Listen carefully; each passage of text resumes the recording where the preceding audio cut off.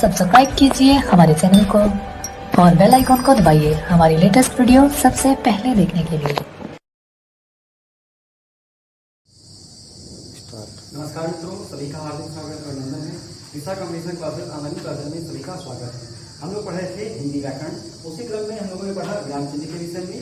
आज देखते हैं विराम चिन्ह का जो हमारा भाग 2 है, क्या कह सकते हैं कि जो शेष विराम चिन्ह है उनके विषय में हम लोग अध्ययन करेंगे। सबसे पहले जो भैया विराम चिन्ह लिखा गया है आपके सामने, उसे कहा गया है योजक चिन्ह। योजक चिन्ह की अगर बात की जाए तो आपको ध्यान रखना है कि जो योजक चिन्ह होता है वो निर्देशक चिन्ह से छोटा होता है। वो हम लोग इस प्रकार से छोटा सा योजक चिन्ह बना देते हैं, जिसे हम लोग झारखंड भी अंग्रेजी में कहते हैं। तो आप देखेंगे कि योजक चिन्ह का उपयोग हम कहाँ कहाँ पर करते हैं।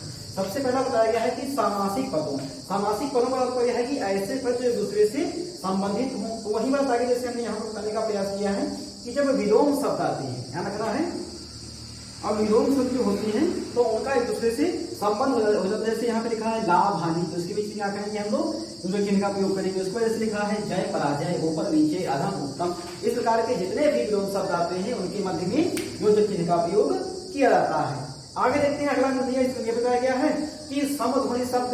देखिए एक होते हैं शब्द समध्वनि समानार्थी शब्द या समानार्थक शब्द, एक होते हैं समध्वनि भिन्नार्थक शब्द। अर्थात ध्यान रखेंगे तो समध्वनि समानार्थी शब्द जैसे हो गए धीरे धीरे,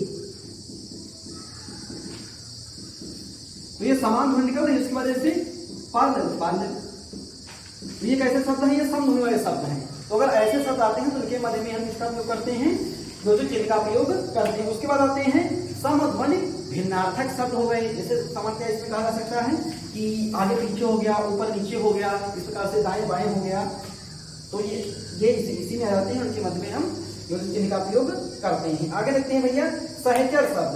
सहचर शब्द ऐसे शब्द होते हैं जिस प्रकार से ध्वनि होती है उसी प्रकार से निकलते हैं, परंतु जो उसमें मुख्य शब्द होता है उसका अर्थ होता है और जो शेष शब्द होता है वो निरर्थक होता है, परंतु शब्द में मजबूती प्रदान करने के लिए हम लोग उसका प्रयोग करते हैं। जैसे देखिए लिखा हुआ है रोटी रोटी, तो जब ऐसे शब्द आएंगे तो उनके मध्य में हम किसका प्रयोग करेंगे, योजक चिन्ह का। उसको जैसे लिखा है कपड़ा लत्ता, इस प्रकार से, तो इसमें भी किसका प्रयोग करेंगे, हम योजक चिन्ह का प्रयोग करते हैं। तो योजक चिन्ह का प्रयोग आप लोगों ने देखा कि कहां कहां करते हैं, इसे उसके बाद हम आगे बढ़ने का प्रयास करेंगे। जी मेरा विचार है कि आप लोग योजक चिन्ह लिख चुके हैं, अब हम आगे बढ़ेंगे। अगला जो हमारा विराम चिन्ह है भैया नंबर 8 पे, वो है निर्देशक चिन्ह। जी ध्यान देंगे, निर्देशक चिन्ह नंबर 8 में पहुंच गए हैं हम लोग, निर्देशक चिन्ह। ध्यान रखना है भैया, जो निर्देशक चिन्ह होता है वो हाइफन से बड़ा होता है और इसे हम लोग डैश भी कहते हैं। तो सबसे पहले अगर देखी जाए कौन सी विशेषता है, तो नंबर 1 में बताया गया है कि नाटक के संवादों में, जी नाटक के संवादों में कि हम किसका प्रयोग करते हैं, निर्देशक चिन्ह का प्रयोग करते हैं। जैसे नाटक का मंचन हो रहा है, क्या कह सकते हैं, किसी भी ग्रंथ जो मान कह सकते हैं ऐतिहासिक कहानी है उसका मंचन हो रहा है, तो जब उसका मंचन होगा तो जो मुख्य वक्ता होता है, जैसे मान लीजिए कि सामान्यतः बात हो रही है कि जो अगर देखा जाए तो लक्ष्मण और परशुराम संवाद चल रहा है, तो उसमें लक्ष्मण जी ने कुछ कहा, तो जो कहा उसके बाद क्या करेंगे हम लोग निर्देशक चिन्ह लगा देंगे, उसके बाद जो उनकी बात है वहां पर वो रख दी जाती है। वो हमेशा जो रखने की निर्देशक चिन्ह का प्रयोग हम लोग नाटक के संवाद हो गए, एकांकी संवाद हो गए, इनमें हम बहुत ज्यादा इसका प्रयोग करते हैं। उसके बाद ध्यान देंगे कि जब सामान्यतः सामान्य संबोधन होता है, कहा गया कि कुछ कह दिया जाए या कुछ लिखा जाए, ऐसे कहा गया है इसमें यहाँ पर राकेश ने कहा, इस प्रकार से हम निर्देशक चिन्ह लगाएंगे और पूरी बात यहाँ पर कह देंगे। या फिर कहा गया है कि मीरा ने लिखा, तो इस प्रकार से क्या करेंगे हम लोग निर्देशक चिन्ह लगाएंगे और सीधे व्याख्या की बात आगे बढ़ाते चले जाएंगे। एक और दिन होता है जहां पर हम निर्देशक चिन्ह का प्रयोग करते हैं कि जब हम कोई सूची तैयार करते हैं। जब आपको अल्पविराम पढ़ाया गया था तो यह बताया गया था कि जब हम कोई सूची तैयार करते हैं, ऐसे पता चला कि हमें कोई सूची तैयार करनी है, ये सूची तैयार करने पर, जैसे हमने सूची तैयार कर दी फूलों के नाम, क्या करेंगे, इस प्रकार से निर्देशक चिन्ह लगाएंगे और जितने भी पूर्ण के हम नाम लिखते चले जाएंगे। इस प्रकार से फलों के नाम निर्देशक चिन्ह लगाएंगे, पास करने वाले विद्यार्थियों के नाम, जीव जंतुओं के नाम। इस प्रकार से हम जो सूची तैयार करते हैं तो उसमें क्या करेंगे, निर्देशक चिन्ह लगाएंगे और अल्पविराम लगा करके उसके जितने भी प्रकार होते हैं हम लोग लिखते हुए चले जाते हैं। तो ये हो गया है आपका निर्देशक चिन्ह, ये लिख लेंगे। उसके बाद हम आगे बढ़ते हैं जी। आगे देखेंगे अगला जो भैया बताया गया है नंबर जो 9 पे आता है वो है आपका कोष्ठक। कोष्ठक 3 प्रकार के हैं, सभी लोग परिचित हैं इससे। हम तो हिंदी में सबसे ज्यादा जो छोटा कोष्ठक है उसका ही प्रयोग किया जाता है। जो कहते छोटा ब्रैकेट है उसका प्रयोग सबसे ज्यादा हिंदी में किया जाता है। तो कोष्ठक के विषय में ये कहा जाता है कि जब कोई वाक्यांश लिखा होता है और कोष्ठक के भीतर हम उस शब्द को लिख देते हैं जिसका संबंध वाक्यांश से होता है, परंतु वहां पर हम उसे प्रकट नहीं करते हैं, वहां पर हम किसका प्रयोग करेंगे, वहां पर हम कोष्ठक का प्रयोग कर देते हैं। ऐसे लिखा हुआ है कि सामान्यतः कोई पद लिखा हुआ है उसमें कोई कठिन शब्द आ गया है, तो कठिन शब्द का हम सरल करने के लिए क्या करते हैं, वहीं पर कोष्ठक में वहां पर छोटा सा शब्द लिख देते हैं। ऐसे पता चला कि वाक्यांश लिखा हुआ है और उसमें सामर्थ्य शब्द आ गया है। अब बच्चे को पता नहीं है कि सामर्थ्य क्या है, तो वहां पर हम कोष्ठक में छोटा सा लिख देते हैं शक्ति।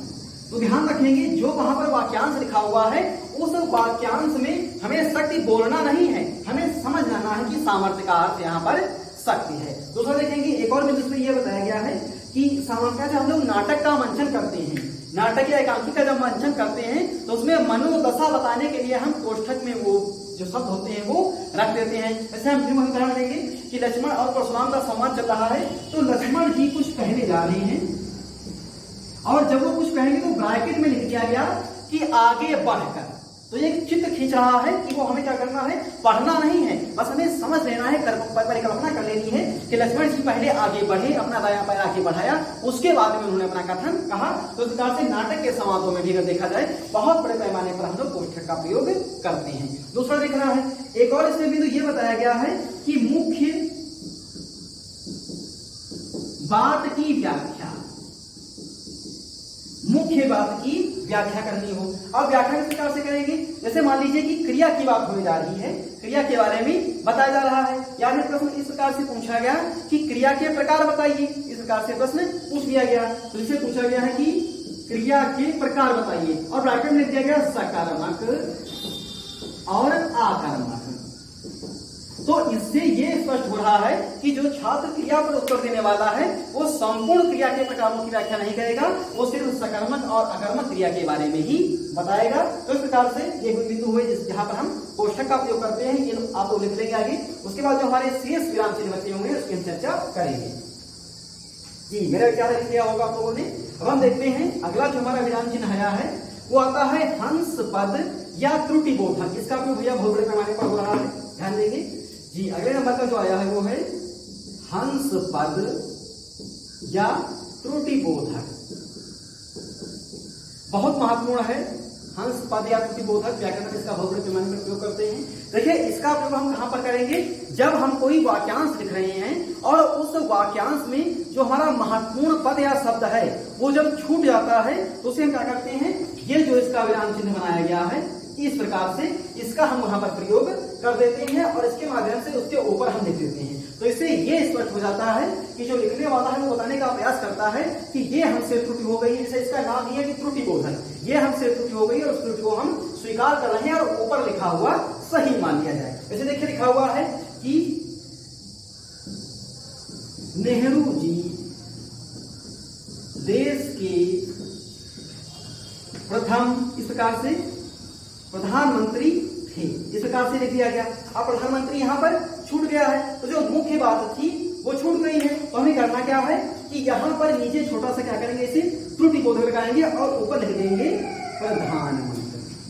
जब हम इस प्रकार से लिख देते हैं तो इससे यह स्पष्ट हो जाता है कि जो गलतियां हमसे हुई हैं उन गलतियों को हम सुधारने का प्रयास कर रहे हैं या अपनी गलती को हम स्वीकार कर रहे हैं, उसके बाद उसे हम सुधारने का प्रयास कर रहे हैं। तो जहां पर भी हमारा कोई शब्द छूटता है उसे हम त्रुटि बोधक के माध्यम से आगे बताने का प्रयास करते हैं। जैसे इस प्रकार से बहुत से हमारे शब्द छूट जाते हैं या बाद में हम छोटा सा ये निशान लगा करके ऊपर लिख देते हैं और ये हमेशा ऊपर ही लिखा जाता है, नीचे नहीं लिखा जाता है। नीचे लिखेंगे तो व्याकरण की तरफ से ये गलत माना जाएगा। अब हम आगे बढ़ते हैं, देखते हैं अगला हमारा विराम चिन्ह कौन सा है जी।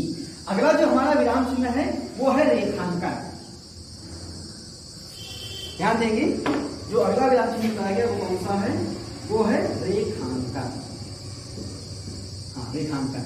रेखांकन के विषय में क्या होता है कि सामान्यतः अब ये शब्द के नीचे रेखा खींची जाएगी। अभी बताया कि त्रुटिबोधक में क्या होगा, निशान नीचे लगाएंगे, शब्द हम ऊपर लिख देंगे, परंतु रेखांकन में क्या होता है कि रेखांकन में रेखा हमेशा नीचे खींची जाती है। देखिए रेखांकन के विषय में ये कहा जाता है कि जो वाक्यांश होता है उसमें जो महत्वपूर्ण बिंदु होता है उसके नीचे क्या करते हैं हम लोग, एक रेखा खींच देते हैं। जैसे हम लोग किताबों को पढ़ते हैं तो जो इंपॉर्टेंट पॉइंट्स होते हैं उसके नीचे हम अंडरलाइन करते चले जाते हैं। तो भैया ये रेखांकन जो है उसी प्रकार से अंडरलाइन है। अब जो वर्तमान समय में प्रश्न पूछे जाते हैं, जैसे एक वाक्य लिख दिया गया, वाक्य इस प्रकार से लिख दिया गया, राम और श्याम बाजार जाते हैं। राम और श्याम बाजार जाते हैं। अब और के नीचे एक रेखा खींच दी। प्रश्न पूछा गया कि रेखांकित अंश क्या है, इस प्रकार से प्रश्न पूछा गया। ऑप्शन हो गए, संज्ञा है, सर्वनाम है, अव्यय है, कारक है। तो आपको बताना है कि वाक्य में जो रेखांकित अंश है और के विषय में पूछा गया, बाकी वाक्य से कोई तात्पर्य नहीं लगाएंगे। तो और क्या है, और एक अव्यय है, इस प्रकार से पूछ जाते हैं। या फिर जैसे पता चले कि पूरा उन्होंने एक गद्यांश लिख दिया है, इस प्रकार से गद्यांश लिखा हुआ है और गद्यांश में जो ऊपर की दो लाइनें हैं उनके नीचे रेखा खींच दी गई और प्रश्न आपसे पूछा गया रेखांकित अंश का अर्थ बताइए या रेखांकित मुहावरे का अर्थ बताइए। तो उस दशा में गद्यांश में जो रेखांकित अंश है सिर्फ आपको उसका ही अर्थ बताना है, पूरे गद्यांश का आपको अर्थ नहीं लिखना है। तो बड़े पैमाने पर हम लोग रेखांकन का भी प्रयोग करते हैं। आगे बढ़ेंगे, ये लिख लेंगे आप लोग जी। आगे बढ़ रहे हैं, अगला जो हमारा विराम चिन्ह है वो है भैया लाघव चिन्ह। ध्यान देंगे कौन सा है, लाघव चिन्ह।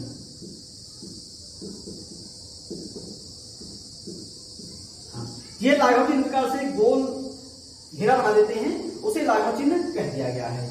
देखिए लाघव चिन्ह के विषय में ये कहा जाता है कि जो महत्वपूर्ण चर्चित शब्द होते हैं, बहुत ज्यादा बोले जाने वाले शब्द होते हैं, तो उन शब्दों को हम बार बार ना बोल करके उन शब्दों के जो प्रारंभिक वर्ण हैं उनको लिख देते हैं। उसके बाद में क्या करते हैं हम लोग लाघव चिन्ह लगा देते हैं, और जो हम पढ़ते हैं तो उसे हम पूरा ही पढ़ते हैं। जैसे लिखा हुआ है इस प्रकार से, ये डॉक्टर लिखा हुआ है तो हमने लाघव चिन्ह लगा दिया, तो ये हमने लेकर के यानी कि जो प्रारंभिक वर्ण था वो लिख दिया, परंतु इसे हम पढ़ेंगे पूरा डॉक्टर।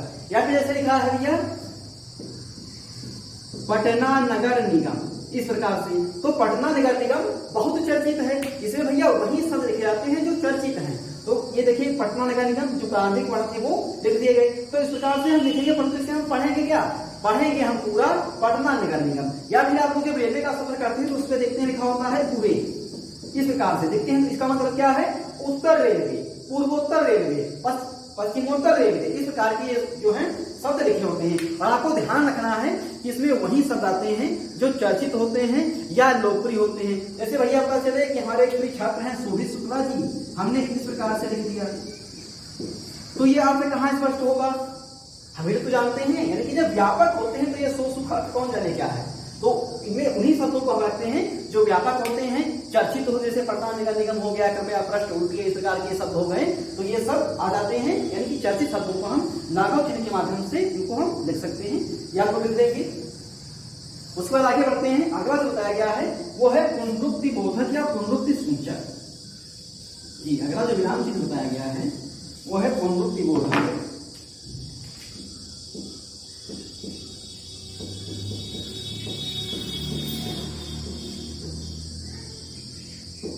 पुनरुक्ति सूचक इस प्रकार से भैया ये बना दिया जाता है पुनरुक्ति सूचक में।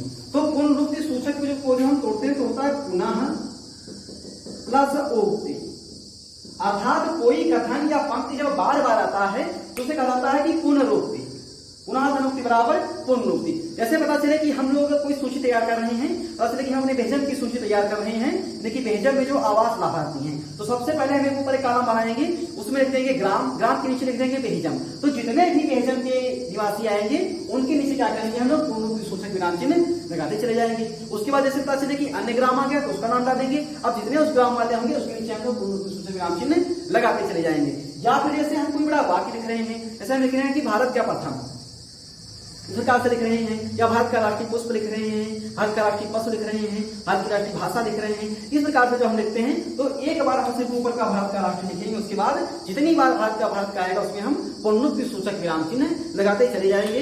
ये भैया इसलिए लेखन किया था जिससे हमारा जो वाचन है वो शुद्ध हो सके और उत्तम हो सके। अभी हम बार बार भारत का कहेंगे तो हमको भी पढ़ने में अच्छा नहीं लगेगा और व्याकरण की दृष्टि से भी उत्तम नहीं माना गया है। तो समझ गए आप लोग कि जब कोई युक्ति बार बार आती है, लिख देंगे, जब कोई उक्ति बार बार आती है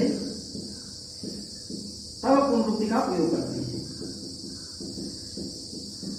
रुक्ति का प्रयोग करते हैं। ध्यान रखेंगे तो किसका प्रयोग करेंगे? पुनरुक्ति का प्रयोग करते हैं। आगे हम लोग पढ़ रहे हैं, अगला जो विराम चिन्ह है भैया वो है लोप चिन्ह। जी अगला विराम चिन्ह कौन सा है? अगला विराम चिन्ह है लोप चिन्ह। हाँ ध्यान रखेंगे, लोप चिन्ह के विषय में ये कहा जाता है कि इन्हें हम लोग रिक्त स्थान कहते हैं। इस प्रकार से देखिए, लोप चिन्ह और त्रुटिबोधक में हमसे गलती हो जाती है, उसके बाद हम अपनी गलती सुधारते हैं, परंतु लोप चिन्ह में हम जानबूझकर मुख्य पद को वहां से हटा देते हैं और जिससे भी ये प्रश्न पूछा जाता है वो उस रिक्त पद को वहां पर भरता है। जैसे हम लोग रिक्त स्थानों की पूर्ति करते थे उसी प्रकार से लोप चिन्ह का उपयोग होता है। जैसे लिखा है कि राम बाजार, उसके बाद ये रिक्त स्थान बना दिए हैं लिख दिए, तो यहाँ पर आपको भरना पड़ेगा कि बाजार जाता है। तो आपको ध्यान रखना है कि जब खाली स्थान रिक्त स्थान की बात आती है तो वहां पर हम लोप चिन्ह का प्रयोग करते हैं। आगे देखिए, अगला जो हमारा विराम चिन्ह बताया गया है वो है विवरण चिन्ह। जी ध्यान रखेंगे, विवरण चिन्ह। हाँ देखिए, विवरण चिन्ह ये इधर वाला जो है इसे साफ कर रहे हैं, स्पेस हो जाए। हाँ विवरण चिन्ह, विवरण चिन्ह को भैया हम किस प्रकार से दर्शाते हैं? ये जो विसर्ग बना देते हैं इसे क्या कह दिया गया है? इसे विवरण चिन्ह कह दिया गया है। इसमें ध्यान रखना है कि जब कोई विषय वस्तु का सविस्तार वर्णन किया जाता है, सविस्तार विवरण किया जाता है, तो वहां पर हम इसका प्रयोग करते हैं, विवरण चिन्ह का प्रयोग करते हैं। उसके साथ साथ जो ग्रंथ के शीर्षक होते हैं, ग्रंथ या पुस्तक के जो शीर्षक होते हैं, हाँ पुस्तक के जो शीर्षक होते हैं उनके मध्य में भी अगर देखें तो बहुत चलन चल गया है कि अधिकतर लोग ये सेमीकोलन या विवरण चिन्ह का प्रयोग करते हैं। जैसे पहले एक छोटा सा नाम लिखा, उसके बाद सेमीकोलन लगा दिया। जैसे सामान्य का देखा जाए तो ये भैया जैसे लिखा हुआ है कि टोकरी में दिगंत, उसके बाद विवरण चिन्ह लगाया फेरी गाथा। इस प्रकार से ये लिख दिया जाएगा, टोकरी में दिगंत फेरी गाथा। तो इससे क्या स्पष्ट होगा कि आगे की जो बात होगी वो आगे सविस्तार वर्णन कर दिया गया है। तो ये आपका हो गया विवरण चिन्ह। आगे हम लोग देखते हैं, अगला जो हमारा चिन्ह बताया गया है वो है तारक चिन्ह। ध्यान देंगे यहाँ पर तारक चिन्ह। ये भैया इस प्रकार से हम लोग स्टार लगा देते हैं तो ये तारक चिन्ह हो गया। तारक चिन्ह के विषय में ये कहा जाता है कि जो पद या पद्यांश हमने लिखा है तो पद की टिप्पणी के लिए,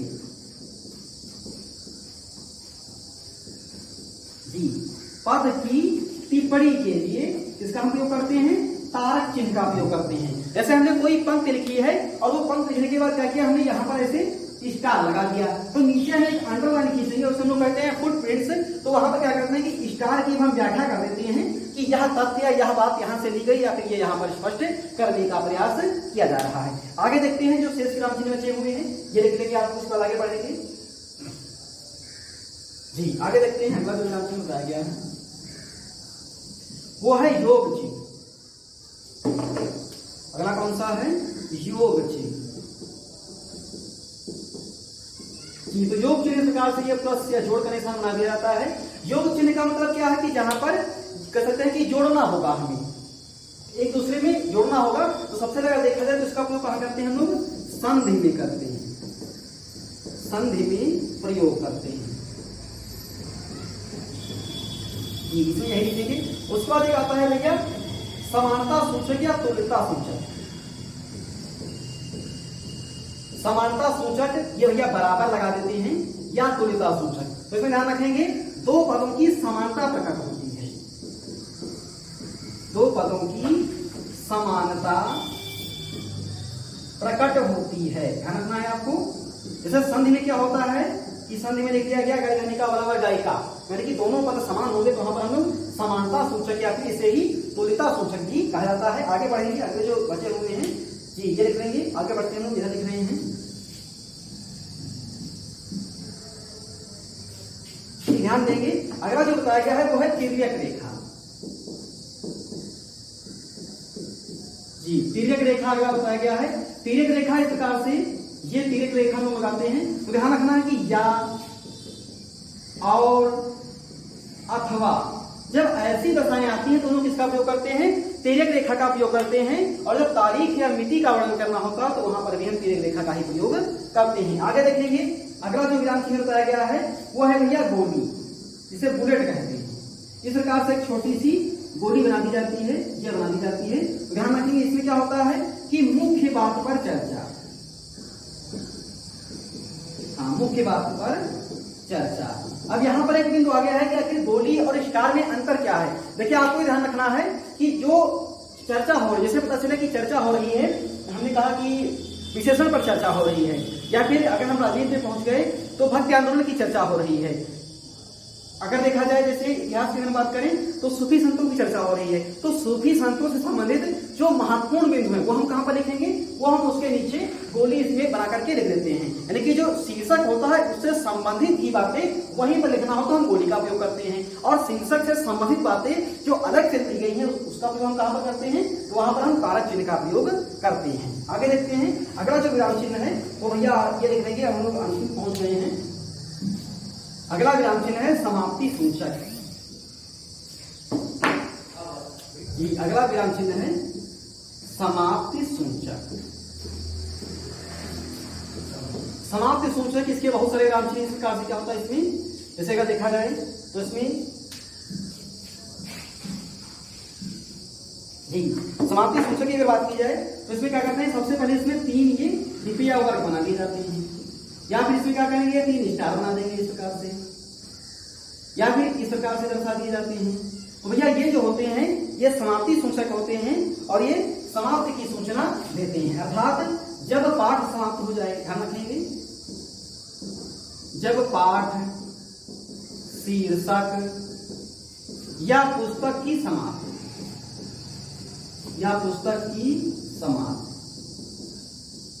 समाप्ति पर प्रयोग करते हैं, समाप्ति पर प्रयोग करते हैं। भैया ये समाप्ति सूचक हो गए, चारों प्रकार में से कोई भी एक प्रकार पूछा सकता है। तो आज जो है भैया ये 22 जो आपके विराम चिन्ह थे इनका समापन हो गया है। बहुत महत्वपूर्ण है ये, जो भी परीक्षा में जाती है उनमें एक आधे विराम चिन्ह अवश्य पूछे जाते हैं और वर्णक्षक में लगभग 2 विराम चिन्ह पूछे जाते हैं। अगर वीडियो भैया आपको अच्छा लगता है तो बीच बीच में इसे लाइक अवश्य करें, जिससे हमारा प्रोत्साहन बढ़ेगा और हम अपने वीडियो के प्रति और कर सकते हैं कि और मेहनत करेंगे, जिससे हम आपको और अच्छा डाटा प्रदान करा सकें। इसको भैया लाइक करें, शेयर करें और सब्सक्राइब करें। धन्यवाद।